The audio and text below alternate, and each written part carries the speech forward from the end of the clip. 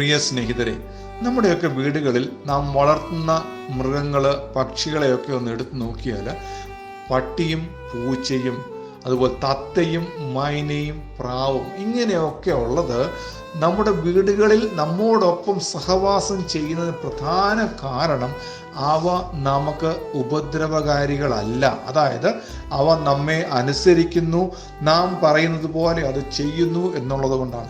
വർണ്ണപ്പകിട്ടുള്ള മത്സ്യങ്ങളെ നമ്മൾ എന്ത് ചെയ്യുന്നു? അക്വേറിയം ഉണ്ടാക്കി അതിനകത്ത് ഇട്ട് നല്ല ഭംഗിയായ രീതിയിൽ അലങ്കാര വസ്തുവിനെ പോലെ നമ്മൾ വീടുകളിൽ വെക്കാറുണ്ട്. അവയും നമുക്ക് ഉപദ്രവകാരി അല്ല എന്നുള്ളത് കൊണ്ടാണ്.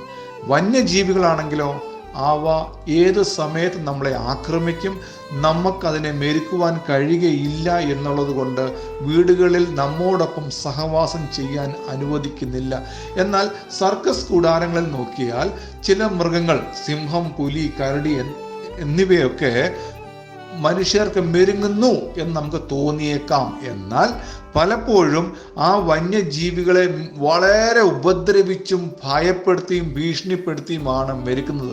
ചിലപ്പോഴൊക്കെ ഈ വന്യജീവികൾ തൻ്റെതായ ആ സ്വഭാവം പ്രകടിപ്പിക്കുമ്പോൾ മനുഷ്യരെ ആക്രമിക്കുന്നത്, ഉപദ്രവിക്കുന്നതൊക്കെ കാണുവാൻ കഴിഞ്ഞിട്ടുണ്ട്.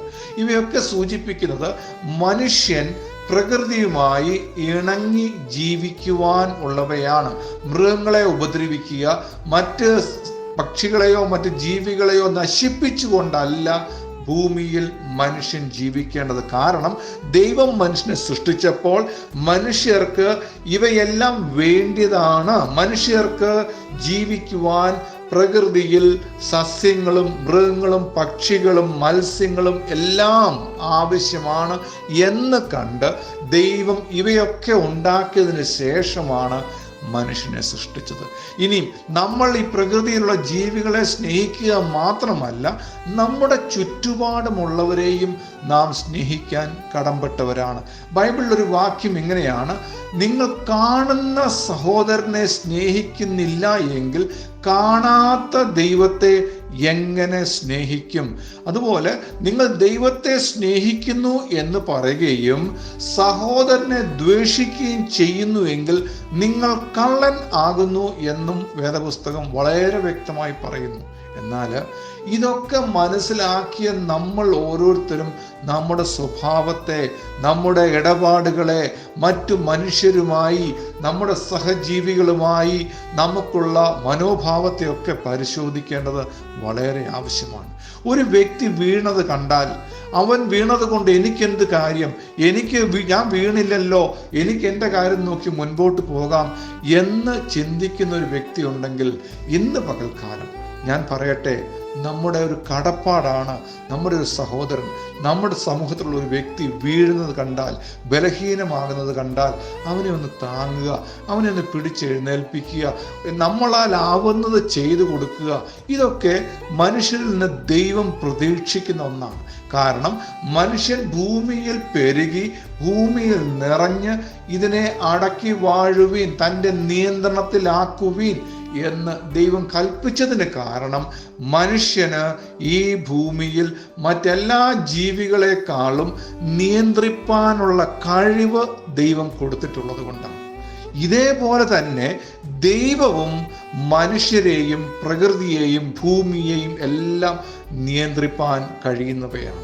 അപ്പോൾ ദൈവം തൻ്റെ സ്നേഹം പ്രകടിപ്പിക്കുമ്പോൾ, ദൈവം സ്നേഹത്തോടെ നമ്മളെ ക്ഷണിക്കുമ്പോൾ, ദൈവത്തോട് ചേർന്ന് നടക്കുവാൻ, ദൈവം കൊടുക്കുന്ന അനുഗ്രഹങ്ങൾ പ്രാപിക്കുവാനുള്ള യോഗ്യതയുള്ളവരായിരിക്കണം എന്നൊക്കെ ദൈവം ആവശ്യപ്പെടുമ്പോൾ നാം എങ്ങനെയായിരിക്കും നമ്മുടെ ജീവിതം?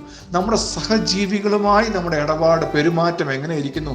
ദൈവത്തോടുള്ള നമ്മുടെ അനുസരണ മനോഭാവം എത്രത്തോളം ഉണ്ട് എന്നുള്ളതും പരിശോധിക്കേണ്ടത് ആവശ്യം.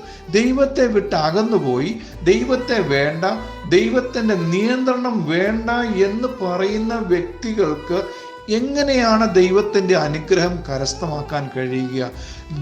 തിന്മയുടെ അവസ്ഥകളൊക്കെ ഭൂമിയിൽ ഉണ്ട് എന്ന് അറിയുമ്പോഴാണ് നമ്മൾ നന്മയെ പിൻപറ്റുകയും ദൈവത്തോട് ചേർന്നിരിക്കുകയും ചെയ്താൽ എത്ര ശുഭകരമായി ജീവിക്കാൻ കഴിയും എന്ന് മനസ്സിലാക്കുന്നത്. ലോകത്തിൻ്റെ പ്രതികൂല സാഹചര്യങ്ങൾ എപ്പോഴെങ്കിലും നമ്മളെ തളർത്തിക്കളയും. നമ്മളെ വീഴ്ത്തിക്കളയും, നമുക്ക് ഉപദ്രവം ഉണ്ടാകും എന്നറിയുമ്പോൾ ദൈവത്തിന് മുൻപിൽ ചെന്നിട്ട്, ദൈവമേ, ഞാൻ അങ്ങയുടെ അനുഗ്രഹം പ്രാപിപ്പാൻ ശരണം പ്രാപിക്കുന്നു, ഞാൻ അങ്ങയെ അനുസരിച്ച് അങ്ങ് പറയുന്നത് പോലെ ജീവിക്കുവാൻ, ദൈവത്തിൻ്റെ ഭരണത്തിൻ്റെ കീഴിൽ നിൽക്കുവാൻ ഞാൻ ആഗ്രഹിക്കുന്നു എന്ന് നമുക്ക് ദൈവത്തോട് പറയാം. ദൈവം അതിനായി സ്നേഹത്തോടെ നമ്മളെ വിളിക്കുന്നു.